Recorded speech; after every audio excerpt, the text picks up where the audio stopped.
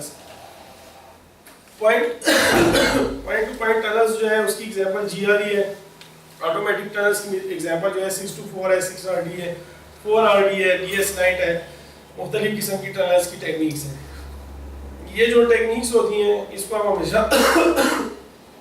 Sorry इससे पहले जो थी ईज़र टैब थी जो इंट्रासाइट के लिए थी, टेरुडो थी जो कि नेट के पीछे बैठे हुए IPv6 के होस्ट है, तो वो कैसे कम्युनिकेट करेंगे V6 के उनके साथ मशीनों के साथ। इस तरह की मुख्तलिफ टेक्निक्स थी। यहाँ पे एग्जांपल के तौर पे हमने सिर्फ दो और इन दो में हमने ज़्यादा काम करने की कोशिश की थी। ज़ाहिर है कि पॉइंट टू पॉइंट जो टनल है या GRE है उसमें आप सोर्स के साथ साथ डेस्टिनेशन भी बता रहे होते हैं कि इस टनल का एंड पॉइंट क्या है।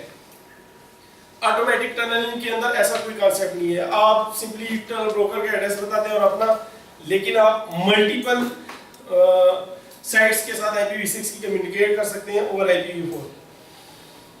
इनके अंदर जो ड्रॉबैक्स है, क्योंकि हमारे इस प्रोजेक्ट का पार्ट ये भी था कि इसके अंदर हमने IPv6 के ऊपर V4 के इस हाइब्रिड नेटवर्क के अंदर हमने मल्टीकास्ट भी करनी थी।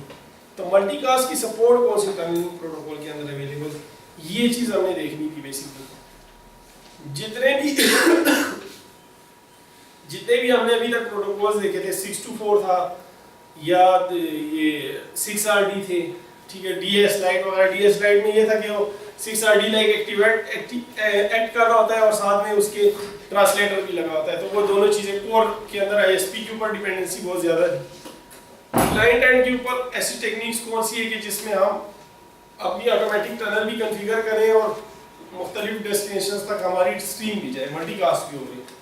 तो इस तरह की सपोर्ट हमें सिर्फ और सिर्फ ऑटोमेटिक टनल्स में तो नहीं मिली, लेकिन पॉइंट टू पॉइंट टनल में मिली। वो GRE का, और GRE का ड्रॉबैक है तो वो ओवरहेड क्रिएट कर रहे हैं, अभी भी हम उसी को यूज कर रहे हैं और वो अपना भी 24 बाइट का हेडर बीच में लगा देते हैं। और इसी वजह से वो जो है उसके अंदर मल्टीकास्ट की सपोर्ट अवेलेबल है, हमें IPv4 मिल रही होती है।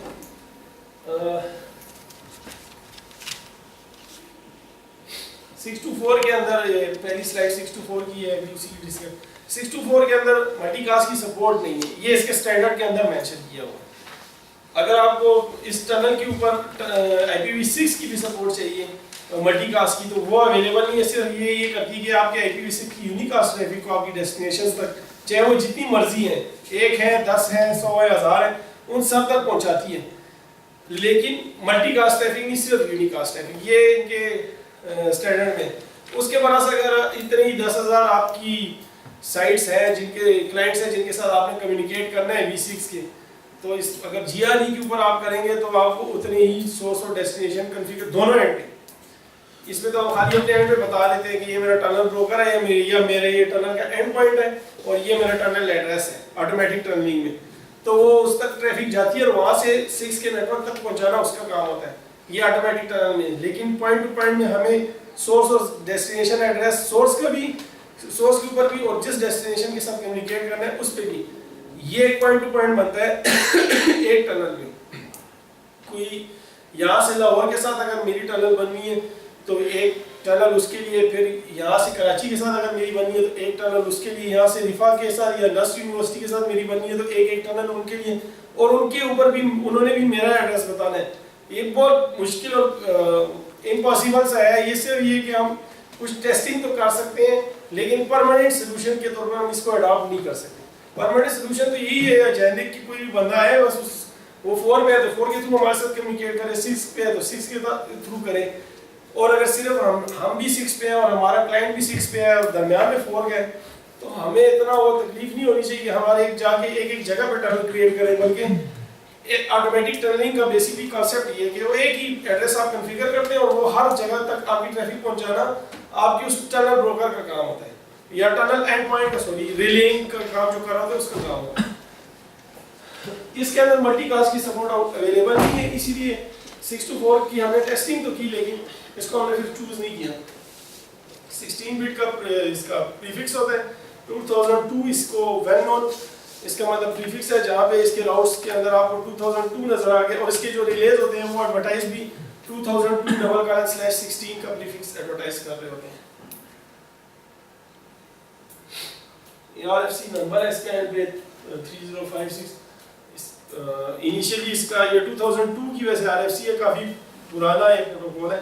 और मेन इसके पीछे मोटिव भी यही था कि मल्टीकास्ट का कोई मकसद नहीं था, इसके पीछे सिर्फ यही था कि IPv6 के जो क्लाउड्स हैं उनको आपस में IPv4 के और उसके क्लाउड में किस तरीके से कम्युनिकेट करवाया जा सके, ये इनका बेसिक मकसद था जिसके लिए बनाई गई थी।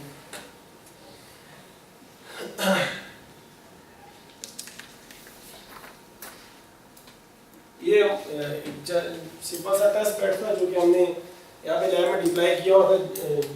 दो राउटर्स हैं, दरमियान में इनके V4 का लिंक था और साइडों पे IPv6 के हमने दो नेटवर्क्स बनाए थे और इन दो क्लाइंट्स को हमने V6 के ऊपर कम्युनिकेट करवाने के लिए V4 के नेटवर्क्स के थ्रू तो ये हमने 624 की टनल दो एंड पॉइंट्स के दरमियान डिप्लॉय की थी। एक्चुअली जो 624 की टनल जो E.net या 6xx वाले सपोर्ट प्रोवाइड करते हैं वो डिफरेंट है। उसके अंदर दरमियान में टनल ब्रोकर होता है, फिर आपका टनल सर्वर होता है, आगे से आपकी टनल रिलेइंग जो कि रिले कर रहा होता है, ठीक है। और हर कोई इस टनल के प्रीफिक्स को एडवर्टाइज नहीं करता। हो सकता है कि हम यहाँ पे एडवर्टाइज करवाना शुरू कर देंगे, हमसे 6 के नेटवर्क रीच है बने और हम तक भी इसका 624 का टनल क्रिएट कर दें, तो हम अगर अपनी खुद से ही कोई 6 की ट्रैफिक जनरेट करेंगे तो हमारे ISP के राउटर के पास वो एडवर्टाइजमेंट जारी होगी और वो वापस हम ही भेज रहा होगा हमारी ट्रैफिक, तो एक तरह का लूप से क्रिएट हो जाएगा। तो इस तरह हर किसी को ये एडवर्टाइज भी नहीं करना चाहिए। इसका जो रिले ऐसी ये इसके अंदर एक लिमिटेशन है इम्प्लीमेंटेशन के हवाले से, कौन रिलेइंग एडवर्टाइज कर रहा होगा। ये फिर इसके ऊपर ये कम्युनिकेशन होती है। और एक चीज़ जो टनल के हवाले से है कि इसको पता कैसे चलता है उस होस्ट को कि ये मतलब एक फिजिकल हमारे पास पोर्ट होती है या फिजिकल इंटरफेस होता है किसी डिवाइस के ऊपर नेटवर्क की, और एक उसके अंदर जो टनल जो क्रिएट होती है हमेशा सूडो इंटरफेस के ऊपर क्रिएट होती है। तो इसको कैसे पता लगेगा कि ये जो पैकेट आया है मेरे पास, ये मैंने सूडो इंटरफेस को पास करना है ताकि वो इसको डीकैप्सुलेट कर सके। उसके लिए ये होता है कि जब टनल में से ट्रैफिक गुजर रही होती है तो सोर्स के ऊपर प्रोटोकॉल फील्ड 41 सेट हो जाती है। तमाम टनलिंग प्रोटोकॉल्स के बारे में मैं बात करूं, वो इसको 41 सेट कर देते हैं। 41 का मतलब ये कि ये टनल ट्रैफिक है, ये जो IPv4 का हेडर ऊपर लग के जा रहा है इसके अंदर इनकैप्सुलेटेड ट्रैफिक जा रही है। इसको नॉर्मल IPv4 पैकेट की तरह ट्रीट नहीं करना डेस्टिनेशन के ऊपर, बल्कि वहां पे इसके लिए एक टनल एंड पॉइंट होना चाहिए जो इसको डीकैप्सुलेट करने के बाद जो है अपने एक्सेस नेटवर्क में भेजे। तो वहां से फिजिकल से रिसीव हो जाता है लेकिन वो उसको प्रोसेस नहीं करता, एज इट इज ऊपर जो है सूडो इंटरफेस को पास कर देते हैं और सूडो इंटरफेस उसको डीकैप्सुलेट करके उसमें से IPv6 का पैकेट निकाल के वो अपने एक्सेस नेटवर्क पे डिप्लॉय कर देता है लैन इंटरफेस उस डिवाइस। तो यहाँ से इसको इन डिवाइसेस को पता लगता है कि ये टनल ट्रैफिक आई है और इसको मैंने डीकैप्सुलेट या इनकैप्सुलेट करना कैसे, ठीक है। ये IPv6 रैपिड डिप्लॉयमेंट जो है ये उसकी उसी 624 के ऊपर ही एक एडवांस टेक्निक है। सिर्फ इसमें ये है कि उसमें फिक्स आपके पास प्रीफिक्स लेंथ थी 2002/1/16, बाकी रिमेनिंग सारी बिट्स होस्ट के लिए या नेटवर्क के लिए दूसरे नेटवर्क्स के लिए। इसके अंदर फ्लेक्सिबिलिटी थी, वेरिएबल लेंथ का इसके अंदर प्रीफिक्स था और इसकी सबसे बड़े फायदा ये था कि ISP डिप्लॉय करता है, उसके पास एक प्राइवेट IP की वो यूज़ करता है IPv4 के एड्रेसेस को, और ISP लेवल पे ये अपने 6RT की डिप्लॉयमेंट करता है और ये अपने कस्टमर को कहता है कि मैं तुम्हें IPv6 एड्रेस असाइन करूँ। बेसिकली वो ग्लोबली यूनिक हमें नजर आ रहे होते हैं लेकिन वो हमारे ISP के जनरेटेड IPv6 एड्रेसेस होते हैं। हमारा लिंक स्टिल V4 के ऊपर होता है और इनके जो इंटरफेसेस होते हैं इसके ऊपर एड्रेसेस IPv4 के कॉन्फ़िगर हुए होते हैं। उस IPv4 के जो एड्रेस है फॉर एग्जांपल 10.0.0.1 है, तो इस एड्रेस के अंदर प्रीफिक्स 10 है, सफिक्स 1 है और दरमियान में होस्ट पार्ट है फॉर एग्जांपल 0.0, ठीक है। 8 और 16 बिट्स होस्ट के लिए रखी हुई और एक नेटवर्क प्रीफिक्स और एक नेटवर्क सफिक्स के लिए। इन नेटवर्क प्रीफिक्स और सफिक्स को यूज करते हुए 6RT का एड्रेस जनरेट किया जाता है। इसका दूसरा बड़ा फायदा ये है कि 6RT के जो कस्टमर एज होते हैं या जो कस्टमर इक्विपमेंट होता है, जो कि कस्टमर के पास जो आपके घर में जो राउटर लगा होता है, उस अगर मेरे राउटर ने और आपके राउटर ने आपस में कम्युनिकेट करनी तो उसको राउटर से होके आने की कोई ज़रूरत नहीं है। स्विच में से हो के ट्रैफिक वापस ISP के मेन राउटर पे जाने की बजाय उसके स्विच में से हो के मेरे पास वापस आ जाएगी और हम सब एक ही लैन पे होते हैं। ठीक है, ये एक 6RD का सबसे बड़ा फायदा है कि राउटर को बिजी नहीं करते, उस राउटर में जितनी कम से कम ट्रैफिक जाएगी ज़रा उतना एफिशिएंटली परफॉर्म कर रहा होगा नेटवर्क के अंदर। ऑन टॉप ऑफ 624 इसको बिल्ड किया गया है। इसका ये कि प्रीफिक्स फिक्स नहीं होता, ये कैसे, ये बेसिकली इस तरह की कुछ है कि यहाँ पे 6 है, लेकिन ये देखिए 6RD का बॉर्डर राउटर के साथ ये सारे V4 के लिंक्स हैं, IPv4 एड्रेस, IPv4 एड्रेस, और ये मोटी सी लाइन टनल शो करने के लिए की गई है। ये हमारी एक साइट है फॉर एग्जांपल जिसके पास 2001 colon DB8 colon 0 colon 100, ये एक /40 का है और एक 2 वाला है। यहाँ पे एक चीज इसको एक्सटेंड इस तरह करना है कि ये आपस में किस तरीके से बजाय राउटर के पास ट्रैफिक जाने के, इनको कैसे पता होता है कि ये इसी लैन पे कहीं वैन, इनके लिए हमारे लिए वैन होता है लेकिन उनके लिए वो लैन है कि इसी लैन के पार्ट है कोई सीपी, तो वो प्रीफिक्स इसमें 10.1 था, 10.1 था उस नेटवर्क के अंदर, उसका सफिक्स जो था वो .1 था। 8 बिट्स को उसने अपने होस्ट पोर्शन के लिए ISP ने रखी हुई थी। ये 2 जो है इसमें से ये 10.1 ये तो कॉमन प्रीफिक्स है, ये निकल जाता है, ये 6RD डोमेन का प्रीफिक्स है, और ये इनवर्स 6RD साइट एड्रेस है जो कि हर 6RD जनरेट करने वाला ISP जो है वो अपना एक साइट एड्रेस भी मेंटेन कर रहा होता है प्रीफिक्स के साथ साथ, और बीच में ये एम्बेड कर रहा होता है अपना होस्ट का IPv4 के एड्रेस का पार्ट। नेटवर्क प्रीफिक्स और नेटवर्क सफिक्स से निकाल के बाकी IP के अंदर जो बचता है वो बचते ही होस्ट पोर्शन है कि होस्ट ID के उसके अंदर वो ये इसमें एम्बेड कर देते हैं, और ये इसके अंदर ये वैसे 2 के हिसाब से 0002 होना चाहिए, लेकिन यहाँ पे इसमें 200 लिखा हुआ है, तो वो इसमें एम्बेड करता है जब यही चीज उसमें IPv4 के पास जा रही होती है और 6RD के राउटर बॉर्डर राउटर के पास जाने की बजाय अगर डेस्टिनेशन एड्रेस वो ये लगाता है, यानी कि 1 या 2 से कम्युनिकेट करना है, तो वो देखता है कि ये भी सेम है, इसका ये भी सेम है, तो ये समझ जाता है कि ये मेरे अपने ही हमारा जो वैन होता है उसके लिए वो अपना उसी का लैन होता है, तो ये उसी के लैन का पार्ट है, तो वो स्विच में इसी ट्रैफिक, और नॉर्मली भी ऐसे ही होना चाहिए कि स्विच में इसी ट्रैफिक वापस आनी चाहिए बजाय इसके कि उसको राउटिंग की जरूरत पड़े। एक ही नेटवर्क का पार्ट है, सिर्फ उस सीपी की आईडी की जरूरत होगी। इस तरीके से ये इसका बगैर राउटर के जो है स्विच के ऊपर ही एक विदिन ISP जो है कोई राउटिंग परफॉर्म नहीं हो रही होती, स्टिल कम्युनिकेशन हो रही होती है। ये बस आखिरी टॉपिक है छोटा सा मल्टीकास्ट का, और उसके बाद डॉक्टर यूसुफ आए।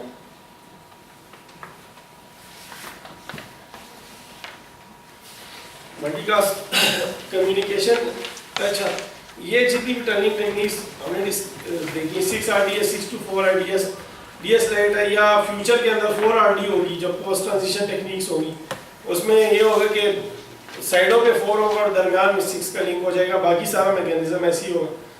ये जितनी भी टेक्निक्स है ना ये मल्टीकास्ट की सपोर्ट प्रोवाइड नहीं करती।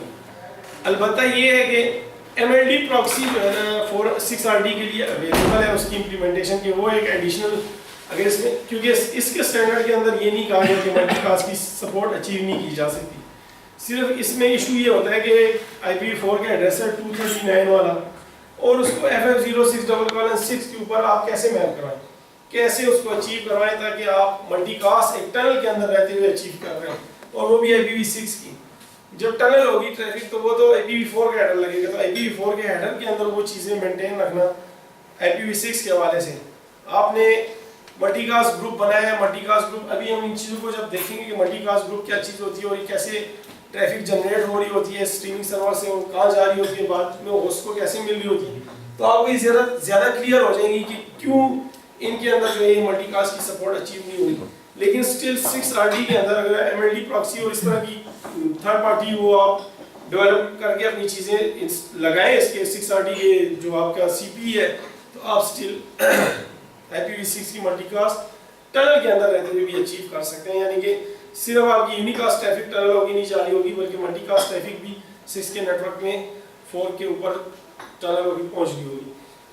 ये मल्टीकास्ट ही है one to many communication, simple सी बात है कि इसके अंदर कोई ब्रॉडकास्ट तो है नहीं, मल्टीकास्ट की टर्मिनोलॉजी यूज होती है।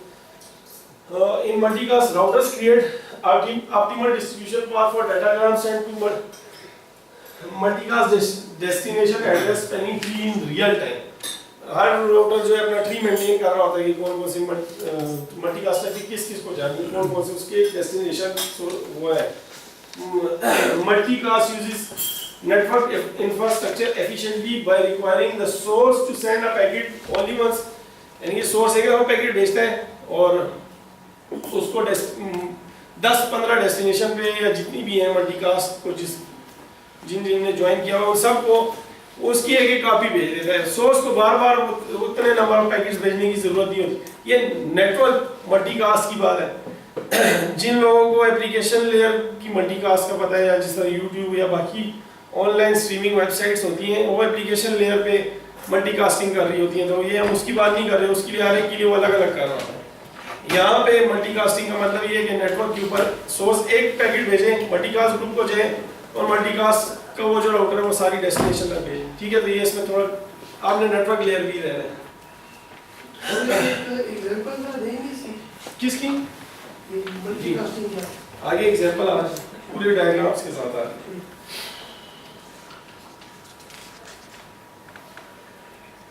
दो तरह के मल्टीकास्ट सपोर्ट करने वाले प्रोटोकॉल्स होते हैं, एक तो प्रोटोकॉल डिपेंडेंट और एक प्रोटोकॉल इंडिपेंडेंट। ठीक है, पहले जो थे वो ये यूज होते थे, ये DVM distance vector multicast routing protocol और ये मल्टीकास्ट OSPF बेस्ड, ये तो बिल्कुल ही इनएक्टिव हो गया है, ये अब यूज नहीं होता।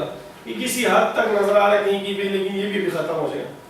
पिम सिम और Pym dim protocol independent multicast है, डेंस मोड और सिम SM जो है स्पार्स मोड के अंदर, और SSM source specific multi mode है इसका। इसी का फर्दर एक मोड है, इसकी हम डिटेल से थोड़ी सी डिस्कशन करेंगे। हमने जो डिप्लॉय किया हुआ है अपने इसके GRE टनलिंग के हवाले से, हमने पिम सिम किया हुआ है। ठीक है, पिम SM पिम DM जो है ये एक तो जितने भी इक्विपमेंट आते हैं हार्डवेयर वो iOS डिपेंडेंट होते हैं, और बहुत सारी टेक्निक्स या एल्गोरिथम्स जो होते हैं वो iOS के अंदर अगर इम्प्लीमेंट ना हुई हो तो ये क्लोज्ड iOS होते हैं राउटर्स की। तो हम बहुत ज़्यादा लिमिटेशंस का शिकार इस वजह से भी होते हैं कि जो आपने राउटर परचेज किया होता है वो जिन जिन iOS को सपोर्ट करता है वो ज़रूरी नहीं है कि सारे iOS को सपोर्ट कर रहा हो। फॉर एग्जांपल 3800 सीरीज का कोई राउटर है तो वो 15.1 को कर रहा है, 12.4 को कर रहा है, इस तरह से 2-3, लेकिन सब को नहीं कर रहा। तो अगर एक टेक्निक ऐसी आ गई है कि जो किसी और iOS के अंदर सपोर्टेड है, उसके अंदर इम्प्लीमेंटेड है, ये क्लोज iOS होते हैं, इनको हम इनके साथ अपने एग्जिस्टिंग इक्विपमेंट के साथ यूज नहीं कर सकते। ये बहुत सारी जो ISPs की इंटरडिपेंडेंसीज होती है और क्लाइंट्स की आपस में गारंटी बहुत ज़्यादा है IPv6 के बाद, उसकी मेन रीज़न भी यही है कि iOS के अंदर उसकी सपोर्ट अवेलेबल नहीं होती। तो पिम डिम की ना यूज करने की या बहुत रेयरली जो यूज हो रहा है कोर में भी या आगे पीछे, उसकी एक मेन रीजन ये भी है कि वो जिन iOS के अंदर सपोर्टेड है उसके या तो इक्विपमेंट पहले परचेज हो चुके हैं या वो वाले iOS उन इक्विपमेंट्स के ऊपर रन नहीं हो रहे। ठीक है, और पिम SM जो है ज्यादा उसके अंदर वायबल क्या होता है, ओपनली बहुत ज्यादा अवेलेबल है। इसके अलावा एक है बाई डायरेक्शनल पिम है, इसकी भी बड़ी रेयर डिप्लॉयमेंट है। बाई डायरेक्शनल पिम सिंपल से इतना मैं बता दूं कि जहाँ पे स्ट्रीमिंग सर्वर लगा हुआ है जिस एक्सेस नेटवर्क पे, वहीं पे उसके रिसीवर भी लगे हुए, तो वहाँ के लिए भी वो एक ट्री मेंटेन कर रहा है जो मल्टीकास्ट ग्रुप का राउटर है, तो इसको वो कह रहे हैं कि बाई डायरेक्शनल पिम है। LPM जो है ये एक्टिव है, ये यूज हो रहा है। IGMP को रिप्लेस करके इसके लिए मल्टीकास्ट, पहले इस ICMP के साथ साथ IGMP यूज हो रहा होता था जो इंटरनेट ग्रुप मल्टीकास्ट प्रोटोकॉल के तौर पे काम करता होता था। बस 8 मिनट बाद, और MLD इसकी जगह पे MLD यूज हो रहा है, जिस तरह ARP को खत्म करके नेटवर्क डिस्कवरी प्रोटोकॉल, इसी तरह इसकी वजह मल्टीकास्ट डिस्कवरी प्रोटोकॉल यूज होता है IPv6 के अंदर। जनरल से बस ये मैं पिम डिम और पिम सिम का होता है। पिम डिम के अंदर फर्स्ट टाइम पैकेट सारे नेटवर्क में फ्लड होता है। अब अगर आप कहेंगे कि पूरी दुनिया के इंटरनेट के ऊपर, जी बिल्कुल पूरी दुनिया के इंटरनेट के ऊपर हो रहा होता है, अगर आपकी वो जो राउटिंग प्रोटोकॉल्स हैं अगर उन्होंने अपनी कोई जोन्स नहीं क्रिएट किए हुए, कोई राउटिंग इंफॉर्मेशन आपस में एक्सचेंज नहीं हो रही, और वो नेटवर्क्स जितने भी रीचेबल होंगे उन तमाम राउटर्स तक इनिशियली पैकेट जाता है। फिर एक खास टाइमर के बाद अगर कोई क्लाइंट किसी राउटर को नहीं बताता कि मुझे ये ट्रैफिक चाहिए, तो उसके बाद वो उसको ना उनका मैसेज भेज देता है सोर्स राउटर को कि मुझे ये वाली ट्रैफिक ना भेजें, मेरे पास इस ट्रैफिक के रिसीव करने के लिए कोई क्लाइंट मौजूद नहीं है, ठीक है। तो आस्ता आस्ता वो जो है बेस्ट वो प्रून होते जाते हैं और आखिर में जो मल्टीकास्ट ट्री बनता है वो स्पेसिफिकली वही बनता है जिस एंड पे यूजर ने रिसीव करना होता है। ये पिम की वर्किंग है जनरल सी और पिम सिम की जो है उसमें ये होता है कि फर्स्ट है ये एक सोर्स है और इसके अंदर एक आरपी होता है जिसको रॉनडेवू पॉइंट भी कहते हैं, वो पॉइंट जहाँ पे क्लाइंट की ट्रैफिक ने या क्लाइंट के लिए जाने वाली ट्रैफिक और आपका जो स्ट्रीमिंग सर्वर है जहाँ जो कि जिस मल्टीकास्ट ग्रुप के ऊपर स्ट्रीम कर रहा है और वो ग्रुप मल्टीकास्ट का किस राउटर के ऊपर क्रिएटेड है उसको हम आरपी कह रहे होते हैं, ठीक है। तो इसके अंदर एक आरपी होता है स्ट्रीमिंग सर्वर और मल्टीकास्ट ग्रुप उसी पे जा रहा होता है और सारा ट्री भी उसी पे मेंटेन हो रहा होता है मल्टीकास्ट ग्रुप के हवाले से। स्ट्रीमिंग सर्वर ट्रैफिक अपनी आरपी को भेजता है, फर्स्ट टाइम ये टनल करके भेजते हैं, उसके बाद नॉर्मल ट्रैफिक जारी होती है और बाकी जो रिसीवर होते हैं वो उस आरपी के थ्रू उस नेटवर्क के अंदर जितने भी राउटर्स होंगे उन सबको पता होता है कि इस मल्टीकास्ट ग्रुप के लिए आरपी कौन सा है। अगर उनको पता नहीं होगा तो वहां से आगे जो कनेक्टेड होस्ट हैं वो इस स्ट्रीम को मल्टीकास्ट की रिसीव नहीं कर पाएंगे। तो ये जितने भी राउटर्स हैं इनको बताना पड़ता है मैनुअली कि आरपी फलाने मल्टीकास्ट ग्रुप के अगेंस्ट ये वाला है।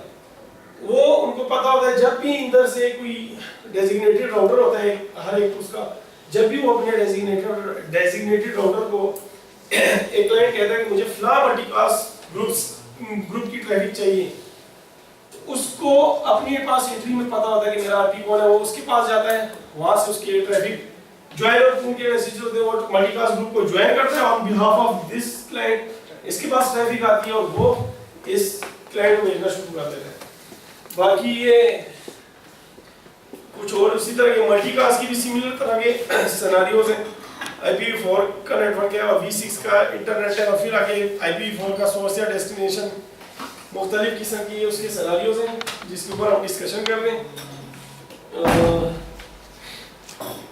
ये कुछ डायग्राम्स के ट्रांजिशन टेक्निक्स और हम उसके अंदर ट्रांसलेटर है तो नेट 64 DNS 64 के ऊपर हम अगर उसको डिप्लॉय कर भी दे तो हम मल्टीकास्ट एक्सेस नहीं कर सकते। उसकी रीजन क्या है, IPv4 का एड्रेस है 239 वाला, ठीक है, जबकि IPv6 का जो मल्टीकास्ट ग्रुप का एड्रेस होता है बाय डिफॉल्ट हम उसको कहते हैं कि FF06:6 ग्लोबल जो यूनिकास्ट ग्रुप है लोकल तो हम देखेंगे 02 वाले लाके।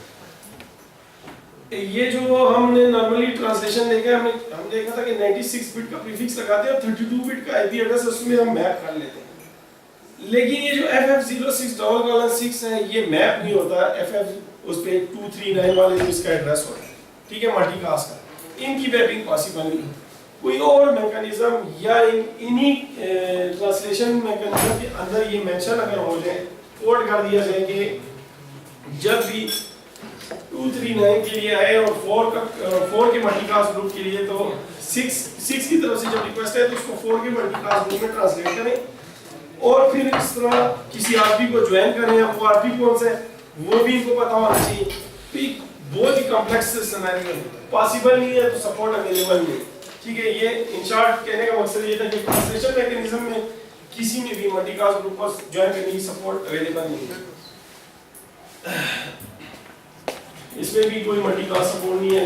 ये IPv6 मल्टीकास्ट क्लाइंट है, ये IPv4 मल्टीकास्ट क्लाइंट है। ट्रांसलेशन सर्वर लगा हुआ है, ये IPv6 मल्टीकास्ट सोर्स है, ये IPv4 मल्टीकास्ट सोर्स है, लेकिन दरमियान में जो नेटवर्क है वो हाइब्रिड है। एक ये चैलेंज है और इसका हम सोल्यूशन नहीं निकाल सके, लेकिन ये चैलेंज एग्जिस्ट करता है और जब हमने मुख्तलिफ ब्लॉग्स पे डिस्कशन की तो हमारे अलावा बहुत सारे लोगों को ये चैलेंज का उसका सोल्यूशन मिला। नेक्स्ट जो चैलेंज था वो ये था कि टनलिंग मैकेनिज्म फॉरवर्ड CC या DS राइट कोई इस तरह का हम डिप्लॉय करें और उसके ऊपर हम उसके अंदर भी हम इसको नहीं कर सके। सिर्फ एक ये GRE था जिसमें हम 2 पॉइंट टू पॉइंट GRE की टनल्स क्रिएट कर दें, सोर्स और डेस्टिनेशन एड्रेसेस बता दें और उसके ऊपर हमें मल्टीकास्ट की सपोर्ट अवेलेबल हो जाती है, ठीक है। क्योंकि हमारे प्रोजेक्ट के अंदर टोटल 3 पॉइंट्स थे, एक हमारा मैन का था, एक हमारा सूडो मैन का था कि एसपी खाली डिफरेंट और एक हमारा लॉवर नेटवर्क था। इसलिए 3 टनल्स क्रिएट करना और तीनों की सोर्स और डेस्टिनेशन बताना कोई मसला नहीं था। प्रोजेक्ट को कंप्लीट करने के लिए सक्सेसफुली हमने जीआरई की टनल यूज कर दी। जीआरई की टनल का एक फायदा तो ये भी था कि दोनों एंड पे अगर 4 है और दरमियान में 6 है तो तब भी टनल की सपोर्ट प्रोवाइडेड है, और अगर दोनों एंड पे 6 है जो कि नॉर्मली रिकरेंट सिनेरियो है और दरमियान में 4 है तो तब भी उसके ऊपर टनल की सपोर्ट है। लेकिन ये दोनों तरह की ट्रैफिक को यूनिकास्ट की भी और मल्टीकास्ट की दोनों की सपोर्ट प्रोवाइड कर रहा होता है। तो ये ओवरऑल वो चैलेंजेस थे जो आपसे डिस्कस करने थे। बाकी सम पॉसिबल सॉल्यूशंस फॉर मल्टीकास्ट इसके अंदर हमने मेंशन किए हुए हैं। ये कुछ ड्राफ्ट्स अभी नए नए बने हैं कि किस तरीके से 6RD से हम अचीव करवा सकते हैं मल्टीकास्ट की। एमएलडी प्रॉक्सी क्या है, जीएमपी एमएलडी प्रॉक्सीज के हवाले से डिस्कशन है, और some other open source solutions are also available for other multicasting hybrid network scenarios. Currently no standard solution is available for such a scenario except GRE tunneling which supports IP। ये hard lining just जो comments दिए हुए हैं हमने results और उसकी base पे दिए हुए हैं, वैसे ही नहीं लिख दिया इधर, आप टेस्ट कर सकते हैं खुद से। अगर टेस्टिंग करनी हो इस तरह की GNS3 के अंदर करने बजाय इसकी फिजिकल राउटर अवेलेबल हो। अब तो ये है कि सारे iOS फ्रीली अवेलेबल होते हैं मुख्तलिफ साइटों पे, और जो करंटली GNS3 का वर्जन चल रहा है उसको उसके अंदर आप उस iOS को कॉल करते हैं, उसका कॉरेस्पॉन्डिंग जो राउटर होता है वो खुद बहुत क्रिएट हो जाता है कि 7200 सीरीज है ये उसी पे चलेगा, वो खुद बहुत क्रिएट हो जाता है। और आप इमुलेशन भी कर सकते हैं, सिमुलेशन भी कर सकते हैं, नॉर्मली अपने किसी सिनेरियो की टेस्टिंग भी कर सकते हैं। ये तमाम प्रेजेंटेशन है जाके आप उसको टेस्ट भी कर सकते हैं कि ये हमने जो प्रेजेंटेशन के अंदर दिया हुआ है कि ये जस्टिफाइबल है। अगर इनमें से किसी पॉइंट पे ऑब्जेक्शन है इसकी कॉन्फ़िगरेशन पे या कुछ भी, आप टेस्ट करके हमें ईमेल जरूर करें, हमारी ईमेल एड्रेस इसमें दिया हुआ है कि आप लोगों ने गलत किया। तो ये हमारे अपने एक्सपर्टीज थी या हमें जो चैलेंजेस सामने हैं ये तमाम थे, तो आपने भी जो सोल्यूशन डिप्लॉय करना है उसमें आपको ये सारे चैलेंजेस आने हैं सामने। ये आगे से डॉक्टर यूसुफ है, उनकी प्रेजेंटेशन है। मेरे लिए थैंक यू वेरी मच आपने